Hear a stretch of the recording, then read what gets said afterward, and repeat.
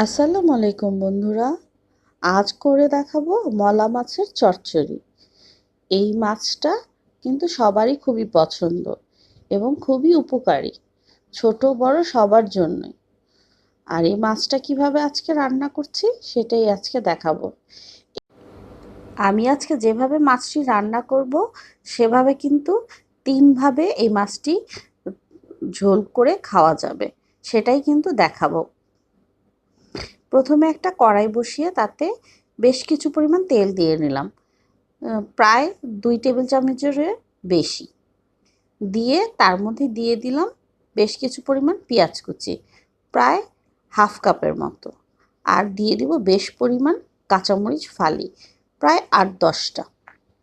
দিয়ে একটু নাড়াচাড়া করে একটু ভেজে নিতে হবে।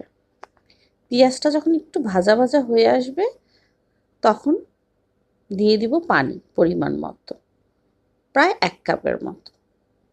দিয়ে পানিটা দিয়ে একটু নেড়ে চেড়ে চুলায় কিছুক্ষণ রাখতে হবে, 5 থেকে 10 মিনিট। এতে কাঁচামরিচের ঝালটা বের হবে আর পেঁয়াজটাও একটু সিদ্ধ সিদ্ধ হয়ে আসবে। তারপর দিয়ে দিব গুঁড়া মশলা।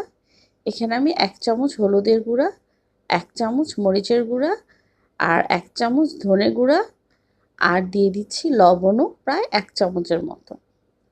দিয়ে মশলাটা খুব ভালো করে নেড়ে চেড়ে আস্তে আস্তে কিন্তু কষাতে হবে।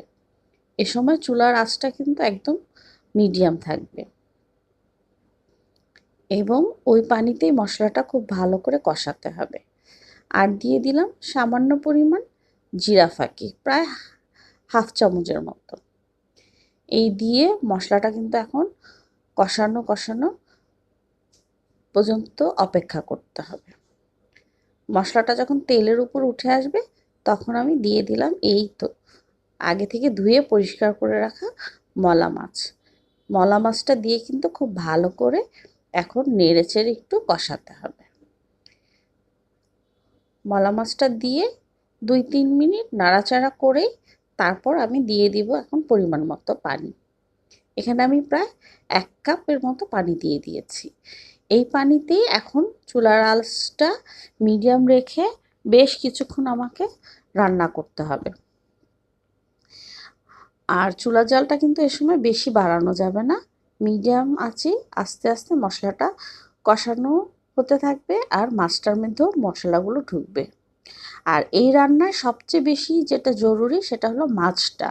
মাছটা কিন্তু খুব ভালো করে ধুতে হবে। চালনিতে বা বাটিতে নিয়ে অনবরত কলের নিচে পানি ছেড়ে দিয়ে ধুতে ধুতে যখন মাছের একদম পরিষ্কার একটা পানি বের হবে তখনই মাছটা ধুয়ে ঝরা দিতে হবে। কারণ এসব মাছে প্রচুর কালো কালো একটা ময়লা বের হতে থাকে। আর ওই মাছ যদি ভালো করে ধোয়া না হয় তাহলে কিন্তু মাছ যত সুন্দর করেই রান্না করি মাছের স্বাদ কিন্তু আসবে না। এই তো আমার পানিটা যখন একটু কমে আসছে তখন কিন্তু আমি আরও 4-5টা কাঁচামরিচ দিয়ে দিব। তাহলে কিন্তু ফ্রেশ একটা কাঁচামরিচের গন্ধ আসবে। আর এই পর্যায়ে আমরা যারা ঝোল ঝোল খেতে চাই গুঁড়া মাছটা তারা কিন্তু এভাবে এই পরিমাণ রেখেই ঝোলটা বাটিতে বেড়ে ফেলতে পারেন। আর যারা একটু মাখো মাখো ঝোল খাবে তারা চুলা এই সময় মিডিয়াম আঁচটাই থাকবে। এই সময় আরও 5 মিনিট চুলায় রেখে একটা মাখো মাখো ঝোল হওয়া পর্যন্ত অপেক্ষা করবেন। তখন ওই অবস্থাতে নামিয়ে ওই সেকেন্ড পর্যায়েও ওইভাবেও খাওয়া যেতে পারে। কিন্তু আজকে আমি করব চচ্চড়ি। এই তো এখন কিন্তু ঝোলটা মাখো মাখো পর্যায়ে রয়েছে। এই পর্যায়েও বাটিতে সার্ভ করে পরিবেশন করতে পারেন।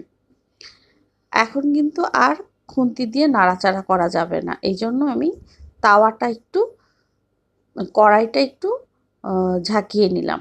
এভাবে ঝাঁকিয়ে ঝাঁকিয়ে আমি যেহেতু চচ্চড়ি রান্না করব একদম শেষ পর্যন্ত অপেক্ষা করব, আর যাতে চুলায় নিচের জালটা লেগে না যায় হাঁড়িতে। আর এই চচ্চড়িটা হবে কখন বুঝতে হবে, যখন মাখো মাখোর পর থেকে আরও 10 মিনিট চুলায় রেখে যখন মাছটার উপর তেল চলে আসবে এবং নিচটা একটু লেগে লেগে যাবে সেই পর্যায়ে বুঝতে হবে যে চচ্চড়িটা প্রায় হয়ে এসছে। এই তো বন্ধুরা, আমার হয়ে গেল গুঁড়ো মাছের মলা মাছের চচ্চড়ি। আমার ভিডিওটা যদি ভালো লাগে তাহলে লাইক এবং সাবস্ক্রাইব করে আমার পাশে থেকো বন্ধুরা। এই তো হয়ে গেল কাচকি মাছ বা মলা মাছের সুন্দর একটা চচ্চড়ি।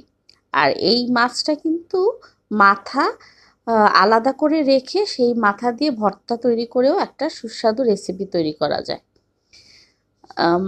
মাছটা কিন্তু মাথাটা ফেলেই রান্না করতে হবে। দেখলে তো বন্ধুরা, কত সুস্বাদু একটা চচ্চড়ি তৈরি করে ফেললাম।